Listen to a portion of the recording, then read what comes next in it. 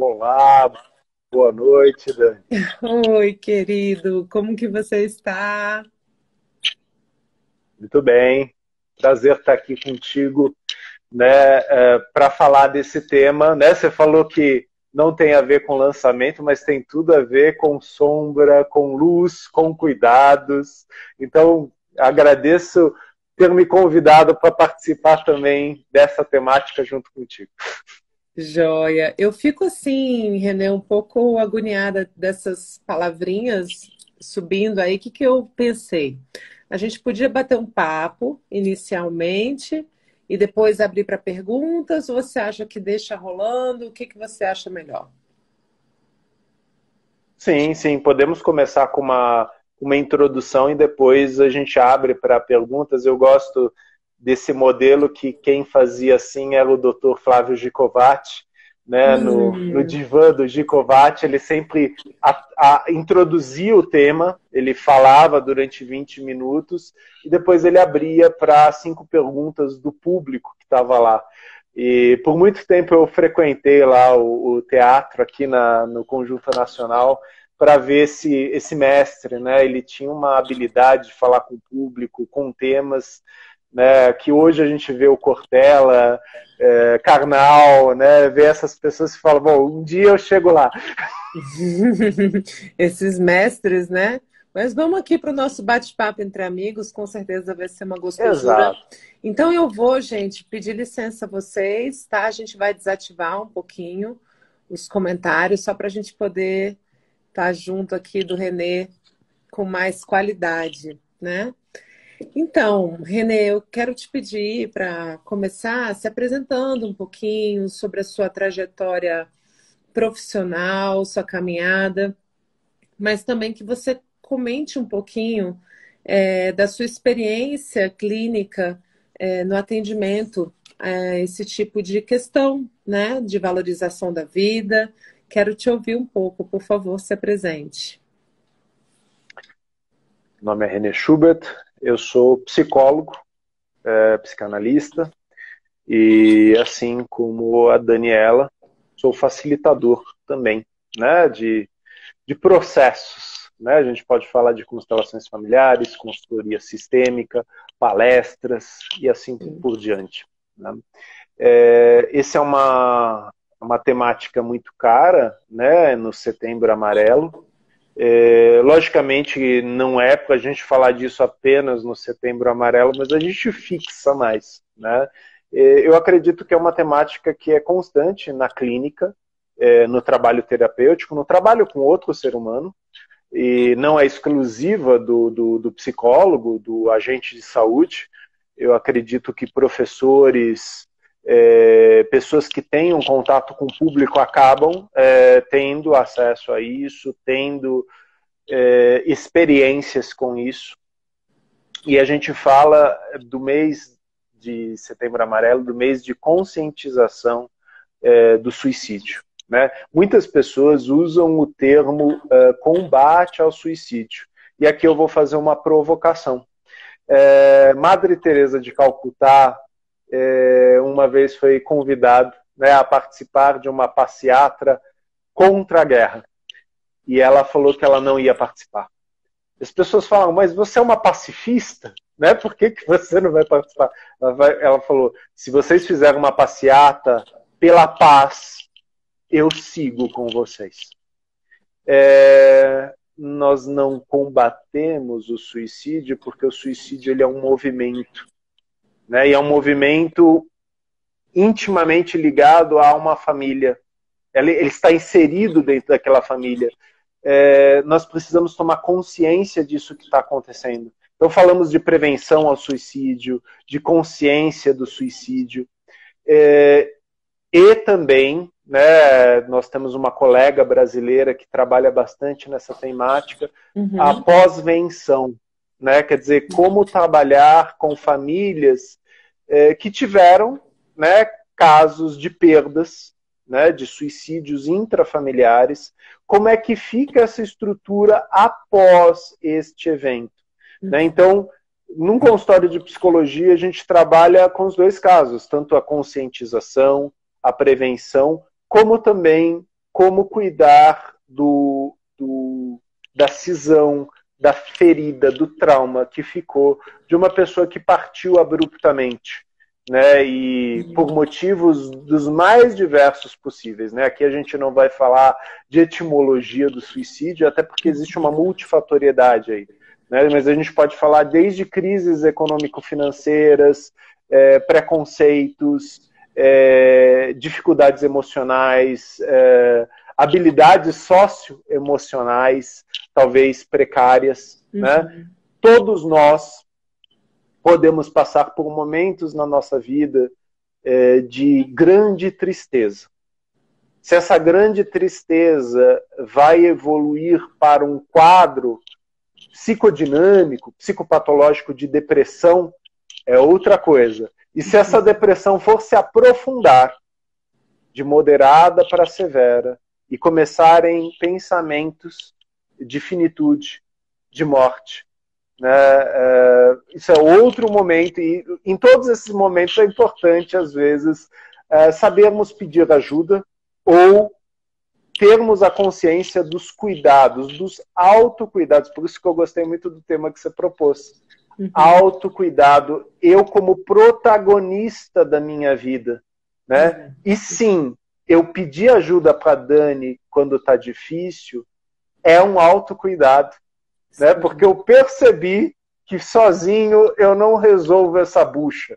Então eu preciso de alguém que eu confie, alguém que é meu colega, alguém que é meu amigo, ou um profissional, para de repente falar, olha, essa área da minha vida tá uma bagunça, né? E eu acho que eu nunca vou conseguir resolver isso, né? E talvez falando sobre isso ajude. E as pesquisas provam isso, e talvez por isso nós falamos tanto disso em setembro, que a partir do momento que você fala sobre isso, que você é escutado sobre isso, as chances de suicídio caem até 90%. É uma estatística alta. Então, quem quiser saber mais dessas estatísticas, o site do Centro de Valorização à Vida, o CVV, tem vários artigos, né, falando desse cuidado à vida, da prevenção, dos pensamentos, dos sinais, sem falar que é uma coisa que o nosso colega Marcos Castro fala muito, né, ele já trabalhou junto ao CVV, e eu falo muito também no consultório, é um serviço 24 horas, acessível a qualquer pessoa, em qualquer lugar do Brasil, a partir do telefone 188. Né? Pessoas que são treinadas para escutar, para estarem disponíveis, porque a pior situação é quando a gente está sozinho, tendo pensamentos muito difíceis, pesados, e a gente tem um impulso. Às vezes, quando a gente fala desse impulso 5 minutinhos, ele já foi embora.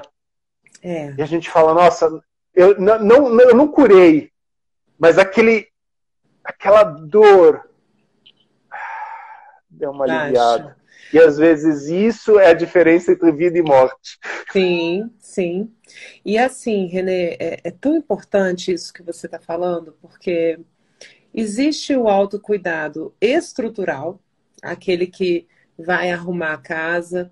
E antes de eu falar desse momento repentino, dentro desse movimento estrutural, não é vergonha para ninguém passar por profundas dores, por questões de luto, por dificuldades que todo ser humano está aqui na Terra, é terráqueo, como eu gosto de falar, vive isso, né? Então, ciclos da vida, a gente sabe que a gente tem as fases de outono, de inverno, nós também somos terra, nós também somos natureza, nós também lidamos com vida, morte, a gente já se desconectou tanto, né, desses ciclos, desse ir e vir, que é como se fosse interpretado como uma falha, como uma fraqueza, você sentir algo assim. E aí, todo o meu trabalho, toda a minha devoção é esse resgate dessa conexão com a terra, com os ciclos, com a naturalidade de sermos humanos, incomuns, imperfeitos, pessoas simples, a caminho, né? Então, eu falo assim, por mim, eu já tive momentos na minha vida, em diferentes fases, em que a gente entra num profundo desespero e, ao procurar auxílio, ao buscar ajuda, isso não é uma humilhação, isso é um protagonismo. Aqui eu preciso de apoio. E todo o trabalho terapêutico, mesmo o dos psicólogos, porque eu não sou psicóloga, então o tipo de intervenção e terapia que eu atuo, que é a constelação familiar, ela não estabelece vínculo, né? Ela estabelece uma mirada ampla que a gente vê juntos e solta, né? Já no curso existe uma continuidade, um apoio, como se fosse um treinamento online, mas também não há essa vinculação que se dá no campo terapêutico. E cada coisa tem o seu lugar, né, Renê? Cada uma dessas frentes, né, uma visão única da constelação, um treinamento, o acompanhamento com psicólogo, o acompanhamento com psiquiatra, tudo tem o seu lugar, né? Então, assim, eu acho que a primeira coisa é a gente. E eu falo pessoalmente, quando eu vivi essa situação, foi maravilhoso poder contar com psicólogos, poder contar com a constelação familiar. Eu também passei algum tempo com psiquiatra, quando eu tinha mais ou menos uns 23 anos. 20 anos atrás, eu passei um período que eu tive síndrome do pânico, eu entrava num certo desespero. E ali quando eu busquei aquele auxílio, eu busquei para realmente ter um apoio químico enquanto eu botava a ordem na casa. E eu falo disso com muito orgulho, porque eu estava me amando ali, me autocuidando, buscando auxílio a quem tem para dar. E logo em seguida, quando eu senti que aquilo tinha se completado, eu pude sair inteira com gratidão daquele processo, né? Então, assim, eu penso que essa visão de humildade, de se sentir humano e soltar essa ideia de que é uma derrota, de que é uma falha, de que é uma fraqueza, e assim, com as constelações depois, ao olhar esses meus momentos, Renê, eu me enchi de orgulho de mim mesma. Porque eu me julgava tanto como fraca nesses momentos, mas depois eu vi, ali era onde eu estava fazendo a minha grande travessia. Ali era onde eu Uhum. estava lidando com uma noite escura, com um deserto árido, com um dragão. E ali era o lugar onde eu tenho que mais me amar e falar assim, meu Deus, ninguém sabe o que eu estou vivendo aqui. E não é ficar exaltando o sofrimento. Só uma pessoa que vive uma profunda dor sabe o que essa dor é, né? Então, não, longe de ser uma ode ao sofrimento, é um reconhecimento que ali algo grande estava acontecendo e que eu não faço a menor ideia das forças que estavam me movendo ali. E ao me abraçar naquele momento, eu pude me perdoar por ter passado por aquilo, por ter colocado as pessoas que estavam em volta em sofrimento, sabe? Então, assim, é muito importante esse processo da gente se tornar humano, se tornar humilde e reconhecer que é simplesmente uma prova, um momento delicado e que a gente precisa estar mais do que nunca com a gente, orgulhoso, bem e buscando auxílio, né? Uhum. E com relação a isso, assim, estruturalmente a longo prazo, né? E só mais um comentário do que você falou, que eu acho tão importante, foi minha última descoberta nesse ano, que é essa coisa do repentino. Quem me deu essa chave foi o nosso amigo Tônio Luna. Não sei nem se ele está assistindo a gente. Inclusive, pessoal, eu acho que dá para registrar perguntas aqui nessa interrogaçãozinha aqui no final, sem os comentários, que depois a gente pode entrar e olhar ali. Não sei, vamos testar. Se não der, a gente abre depois.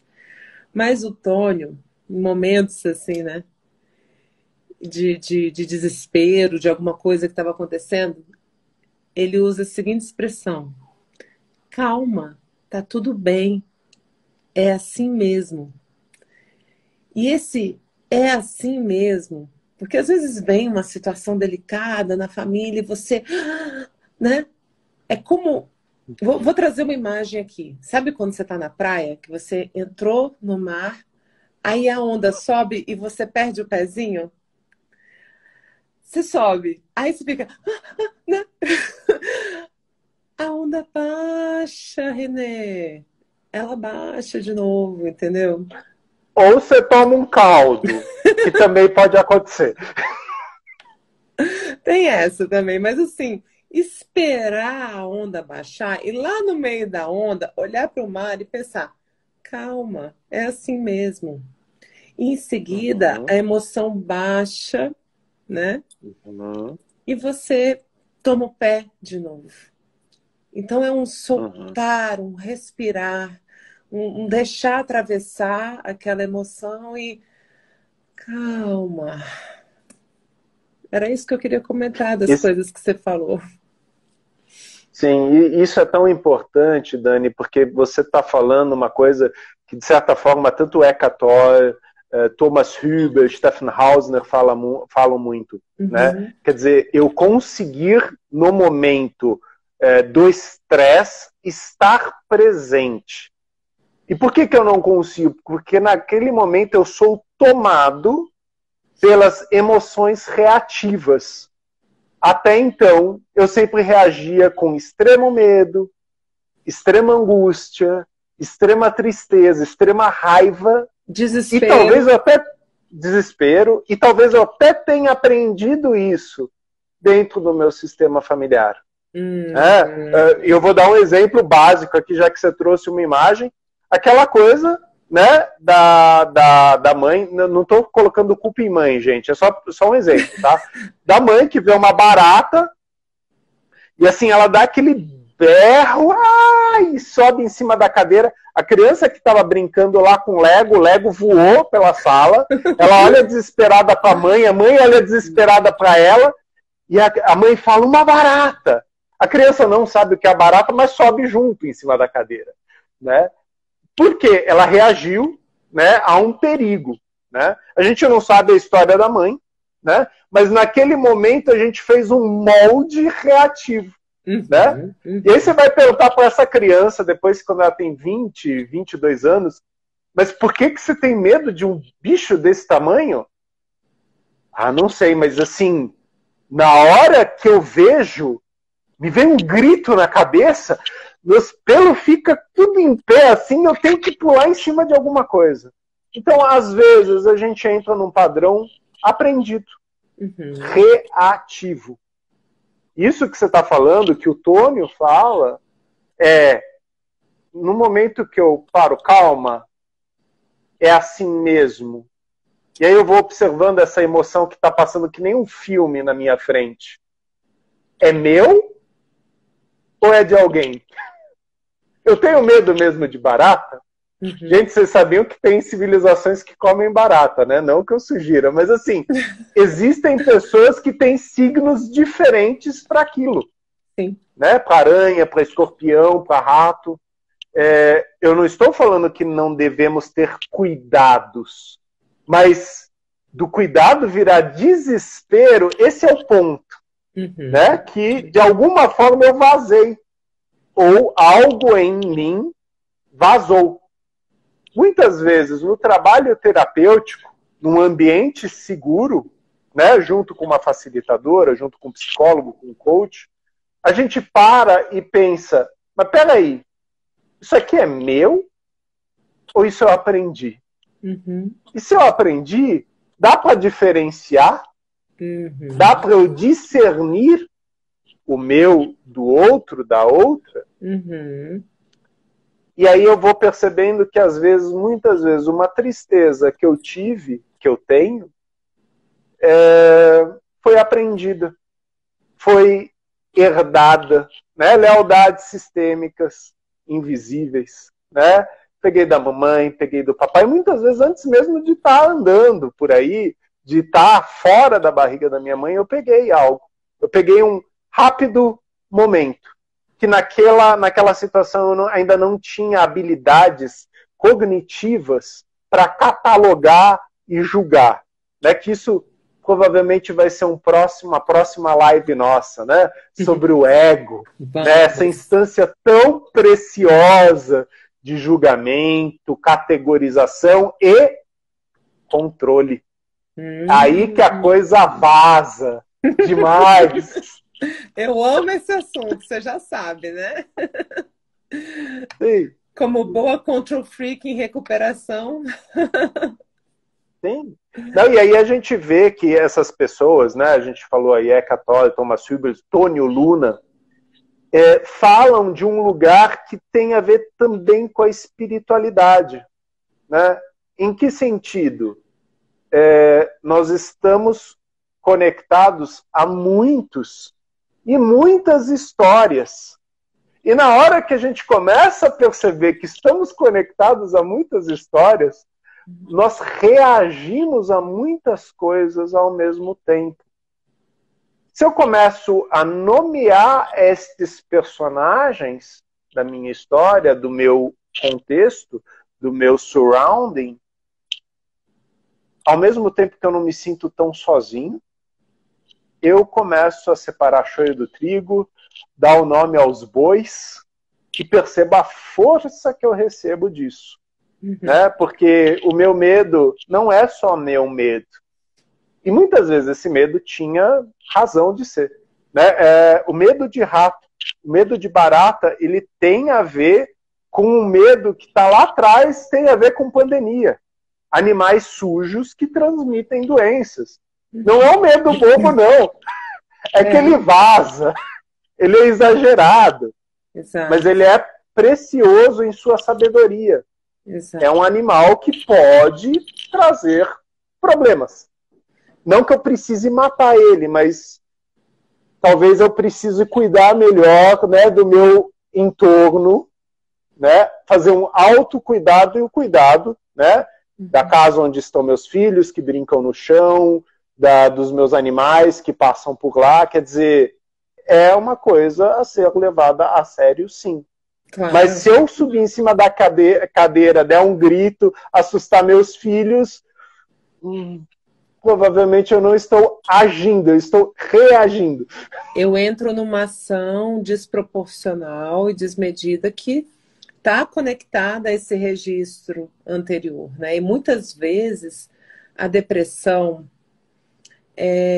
ela também pode ser, né, um sentimento adotado, algo sistêmico e que não teve vazão, não vazou, né?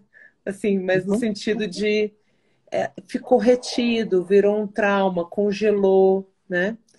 E como fazer esse dreno organizado, né? Deixar essa carga emocional poder escorrer, né?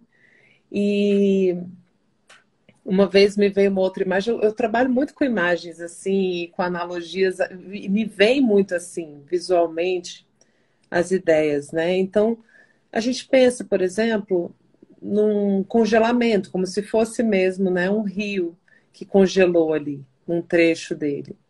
Depois, quando ele começa a desaguar, às vezes vem, né, como uma situação um pouco mais intensa, né? E se ele encontra uma queda, uma depressão no relevo, cai ali aquela cachoeira e fica um pouquinho fechado naquele poço de água, né? Então você fica com uma impressão que aquela água ali está parada, mas é um momento ali, né? Onde houve aquele desaguar daquela emoção e que a gente precisa se dar um espaço para sentir. Eu gosto muito de uma coisa que a Renata Pinotti fala sobre esses ciclos, da gente não lutar contra as fases. A mulher tem as fases da lua e tem as fases do recolhimento, a fase da lua minguante, que é a fase da TPM, como tempo para mim, tempo para meditar. Eu tenho um espaço para sentir, né? E a minha mãe, ela sempre se refere a essa questão da depressão como depressa são. No sentido de que não é que é rápido o tempo que isso vai ser vivido, mas quanto mais você sente, você dá espaço para isso, mais facilmente essa carga emocional vai encontrar a vazão organizada, né? E se a gente fica retendo e fica, né, contendo, a impressão que eu tenho, Renê, eu não sei se é uma visão assim, eu queria muito te ouvir sobre isso, qual é a sua percepção. Eu convivi muitos anos e convivo ainda com questões de depressão na minha família, né? Pessoas que eu amo muito, pessoas perto de mim.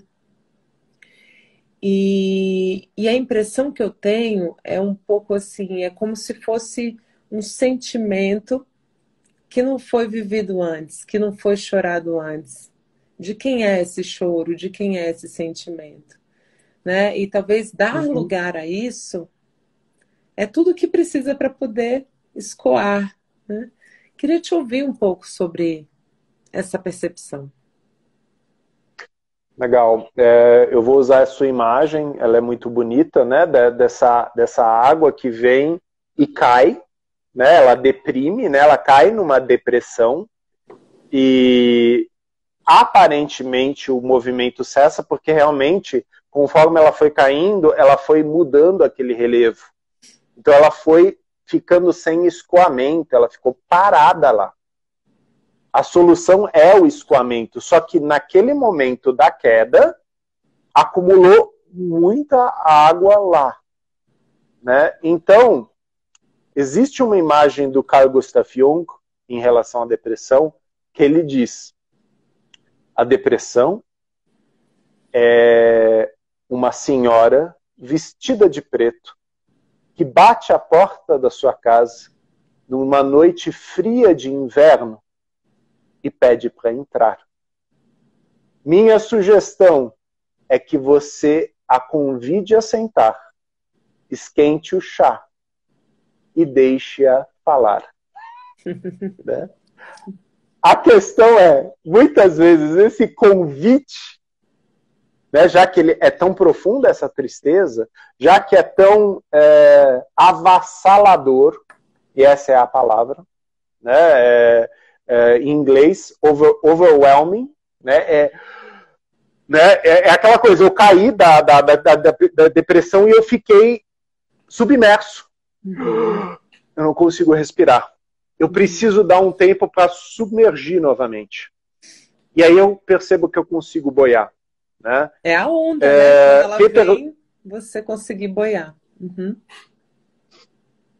E o Peter Levine, ele fala isso do trauma. Né? No trauma a gente olha o episódio, a intensidade e a velocidade. Geralmente é intenso, rápido demais para ser processado naquele momento. Né? Então, por exemplo, a questão recente, né, do Talibã retomando, né, aquela região. E as pessoas fugindo desesperadas, tentando entrar no avião. Imaginem uma criança passando por aquilo. Uma criança que não sabe o que é um Talibã, uma criança que não sabe porque ela está deixando a casa dela, as coisas dela, e ela não pode chorar naquele momento. Né? Porque o pai e a mãe dela falam, não, corre, corre. Se você não correr, a gente morre aqui. Cuida da sua irmã menor, segura ela. Se você perder ela, a gente perde ela. Né? Então a gente não sabe como foi aquela situação. E o nosso corpo, ele registra muitas vezes aqui e aqui. Né? Que a gente fala que são as bases dos afetos. Né? Até na medicina tradicional chinesa, a gente tem aqui o centro das emoções, a gente tem o chakra coronário. Né? Muitos pacientes, quando falam da depressão ou da síndrome do pânico, falam de uma bola aqui, ou então de um aperto, como se tivesse, usam esse termo, uma lâmina entrando aqui. Sim. Outros já falam de uma bola aqui que não se desfaz. E é muito interessante que conforme a gente vai fazendo os trabalhos, né, às vezes dentro da psicoterapia a gente usa métodos como o EMDR, a hipnoterapia ou a psicanálise, né, a cura através da palavra. A pessoa vai falando que essa bola vai se dissolvendo. Ou seja, aquela água que caiu, ela começa a escoar. Só que devagar, muito devagar. E talvez, assim como a água ela vai serpenteando, né, ela não vai reta, a água só vai reta quando o homem quer que ela vá reta. Geralmente ela serpenteia, ela vai observando o caminho, desviando de árvores, de raízes. Quando ela olha para trás, ela, a posteriori, ela começa a entender a depressão. Naquela época, aconteceu isso. Isso realmente foi muito difícil. Se eu lembro agora, me desce uma lágrima. Mas aquela angústia não está mais aqui. Então, essa é a cicatriz. Né? A cicatriz fica, só que o Freud dizia isso. Enquanto não houverem remédios, a psicanálise cura através de palavras. E não há nenhum remédio tão bom quanto boas palavras exercitadas, que nem o rio, elas fluem. Né? E Bert Hellinger dizia isso. O mesmo amor que adoece, o amor que cura, desde que haja fluxo. O amor que adoece, muitas vezes, ele é rígido e ele está interrompido. Ele não consegue, está naquele buraco lá, ele não consegue escoar. Ou está congelado no trauma. Exato. Está congelado no trauma que, de repente, em pleno congelamento, se você vai para a Europa, você consegue atravessar um rio fundo. Né? Ok, interessante, eu consigo atravessar o rio fundo. Só que, muitas vezes, aquele bioma, naquele momento, ele está morto. Né? Então, a gente tem todo um processo de fluxo, né, da vida, né, tanto a vegetal quanto a animal, para um outro lugar, porque senão, se eles ficarem lá, eles morrem. Né? Então, todos nós temos congelamentos. E da mesma forma que nós temos esse poder, né, porque congelar é um poder, né, se a gente sabe usar, a gente também tem o poder do descongelamento. Isso aparece na metáfora do filme Os Incríveis. Né? Aquela menina adolescente, né, que tem os cabelos, né, sobre o rosto, que é tímida, e quando ela fica com vergonha, o que acontece? Ela fica invisível. Né?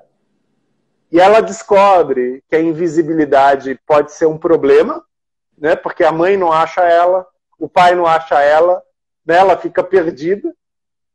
Como é uma forma também dela poder, nos momentos de perigo, poder estar presente e ausente.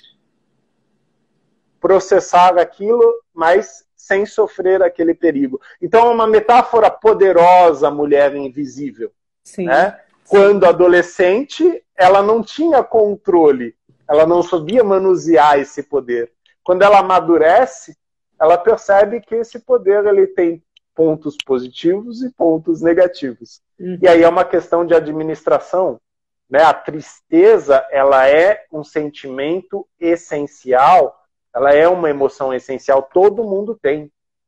E quem assistiu Divertidamente sabe que a alegria só existe graças à tristeza.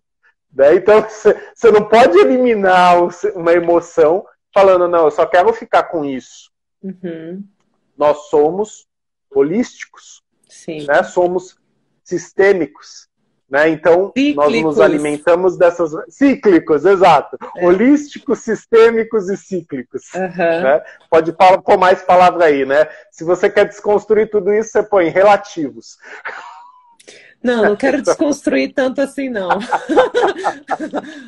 Vamos, deixa eu te perguntar, Renê, porque olha, isso que você está falando é tão importante, porque a gente volta para o começo, né? Que é essa aceitação da naturalidade desses Uhum, processos, né? E assim, como a gente luta contra o luto, nega o luto, uhum, nega a tristeza. E aí parece que ele vai ficando maior e maior e maior, como a gente vê nas frases do Jung e do Bert, que eu sempre falo, que tudo que a gente nega, exclui, vai se avolumando, vai se agigantando e acaba uhum, tomando a gente, né? Fazendo esse processo do overwhelming. Então, quando eu começo a olhar com naturalidade para essas questões e eu deixo de lutar contra elas, tudo começa a fluir melhor, como você bem disse, né? Eu preciso da tristeza, eu tenho tristeza também, faz parte da vida também. E se eu me dou espaço, hoje em dia, o Rossandro Klinger falou uma vez, e eu vou ficar triste porque eu tô triste? Não, eu vou ficar triste, eu vou sentir, eu vou deixar isso é, escorrer, isso acontecer, né? Eu simplesmente, no dia que eu não tô bem, eu não vou ficar pior porque eu não tô bem. Eu vou uhum, ficar, eu não vou estar bem, vou ficar quieto. Tá cansado? Descansa. Tá triste? Como uhum. diz a minha mãe, chora suas preces líquidas, porque elas estão derretendo esses conteúdos, né? A gente está deixando eles escorrerem. E assim, saber pedir ajuda, porque quimicamente o corpo fica abalado. Sim. A gente sabe que se durante muito tempo a gente evita olhar e aquilo vai se avolumando, chegou no ponto que avolumou demais, é como se fizesse aquelas trilhas num gramado. E essas Uhum, trilhas, né, diante desses neurotransmissores, elas vão ficando tão marcadas que a gente até esquece como é estar bem, como é estar feliz. Então, pode ser que algumas pessoas precisem de apoio. Tem gente que faz, eu já fiz também com terapia floral, foi ótimo, com homeopatia foi ótimo, com remédio psiquiátrico e foi ótimo. Quando você toma com um profissional competente, e é maravilhoso, e você consegue restabelecer uma nova química. E tem, inclusive, Renê, eu não conheço, mas já ouvi falar que tem o uso até de algumas substâncias psicotrópicas para poder a pessoa voltar a sentir prazer, voltar a sentir alegria. sim. Tem muitos e muitos experimentos nessa área, porque Uhum, quimicamente a pessoa pode estar precisando, né?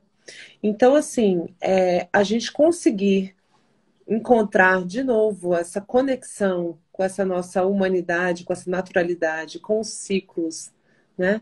Eu sinto de verdade que esse é o maior autocuidado que a gente pode ter com a gente mesmo, uhum, que é voltar para aqui e agora, voltar para a terra, sabe? sim. E olhar com naturalidade para as tristezas. E eu queria te perguntar, por que que o ser humano luta tanto, resiste tanto ao luto e a olhar nas constelações, por exemplo, a gente tem uma facilidade muito grande de olhar para as questões dos algozes, né? Mas é muito mais difícil olhar para a vítima dentro de nós. É Uhum, complicado, né? Você podia falar um pouco uhum, sobre essa resistência? sim. Quem fala bem disso é Eric Berne, né, com a questão da análise transacional, né, os estados, né, os nossos estados psíquicos, né, de pai, de adulto, de criança, criança ferida, criança livre. Uhum, E vamos falar de estados psicológicos. Né? Nós vivemos numa sociedade que dita muitas coisas. Né? E aí, numa releitura histórica, Felipe Arrier, antropólogo francês, ele fala que no Ocidente nós interditamos a morte e o luto. E aí ele fala, num primeiro momento, isso logicamente teve uma justa razão e uma justa razão positiva, né, que era a questão higiênica, né? Então, antigamente, você ficava lá com o defunto em cima da mesa de jantar por 2 semanas, né? E os processos de decomposição acontecendo e, obviamente, muitas vezes aconteciam adoecimentos, né? Então, conforme a medicina foi evoluindo, falou, não, é preciso ter um cuidado com isso. Só que o cuidado com isso, a asepsia, ela substituiu o ritual, a ponto de encobrir o ritual. Cada vez mais fazemos menos rituais. Agora, na pandemia, com a questão do Covid, nem enterrar mais eu enterro meu ente. Como fica a despedida? Existem pessoas que precisam ver concretamente, tocar, beijar, se despedir lá. Muitas vezes eu percebo, e a gente tem alguns facilitadores que falam disso, Bert Hellinger falou muito disso, da constelação familiar como a revivência do ritual que faltou. Uhum. Do ritual necessário para aquela família, para aquele sistema como um todo. Quer dizer, o tema é meu, mas na verdade, quantos habitam em mim? Né? Quantos meus estão naquele momento chorando junto comigo, rindo junto comigo, ou sentindo raiva junto comigo, e aquilo precisa escoar, aquilo precisa se expressar. E muitas vezes, na teatralidade, na dramatização da constelação, a gente tem uma catarse, a gente tem uma reação, a gente tem aquilo que a doutora Ursula Frank falava. Finalmente, né? Finally, né? Porque aquilo estava preso há tanto tempo que eu nem me lembro. Não sei nem quem prendeu. Não sei nem quem prendeu essa manada de touros lá atrás. E agora, afinal, pisotearam todas as hortênsias. Mas, finalmente, eles estão livres. Né? E as hortênsias vão vir de novo. Né? Aquele estrago, aquela cicatriz, ela vai dar lugar ao novo. Mas enquanto ela estava presa, ela estava prendendo todos nós. Isso a gente chama psicologicamente de encrudecimento. O encrudecimento de sentimentos, de afetos, ele é uma condensação, ele é uma sobreposição de muita coisa. De tanta coisa que eu não sei nem dar o nome. Dani, eu acho que eu estou deprimido. Às vezes eu tenho raiva, às vezes eu não tenho vontade de fazer nada, às vezes eu saio correndo. Quer dizer, é tanta coisa dentro de mim e eu não consigo dar vazão a nada. Uhum. Então, muito legal essa metáfora do estar presente, né, da meditação, né, da atividade física consciente, do se permitir ir no cabeleireiro, né, e eu vou pegar uma metáfora bem feminina, ou fazer a unha, e realmente admirar a unha, o cabelo, e estar inteira lá. Eu fiz isso por mim. Uhum. Eu não fiz isso por meu marido, eu não fiz isso para minha melhor amiga, eu fiz isso porque eu tô bonita, gostosa e vitaminada, do meu jeito. Né? E da mesma forma o homem também tem esses rituais. Né? Mas estar presente neles. Né? E quando eu estou presente no ritual, a energia escoa, a catarse acontece. O ritual que não foi possível lá atrás, de repente é possível aqui agora. Como muitas vezes acontece com os meus colegas fisioterapeutas que falam, cara, eu estava fazendo uma mobilização na coxa do indivíduo, e o indivíduo olha para mim e começa a chorar, e eu não sei o que fazer com aquilo. Eu falo, cara, procura um psicólogo, eu não sei o que aconteceu. Existe lá, naquele lugar, naquela coxa, uma lembrança, uma memória celular. E ela precisa ser contada. Mas eu nem sei como. Começa. Começa falando, como tua mãe falou, chora. As lágrimas depois, elas dão lugar às palavras, mas às vezes primeiro precisam vir as lágrimas. Até que elas secam. E aí você poetiza as lágrimas, você saudade as lágrimas, você faz uma ode às lágrimas, e aí você vai tateando até encontrar seu caminho. Você pode fazer isso sozinho, Né? Se bem que quando você faz isso com poesia e música, você nunca está sozinho. Não.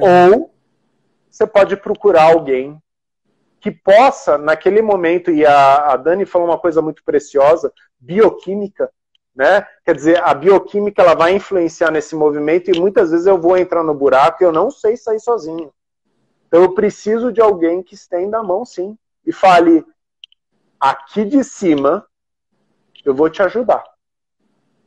E você fala, não, vem para aqui para baixo. Meu amiguinho, esse teu buraco aí é fundo. A gente pode depois falar dele, mas assim, eu vou te ajudar a sair dele. Eu não vou entrar nele. Né? Porque eu tenho meus buracos também.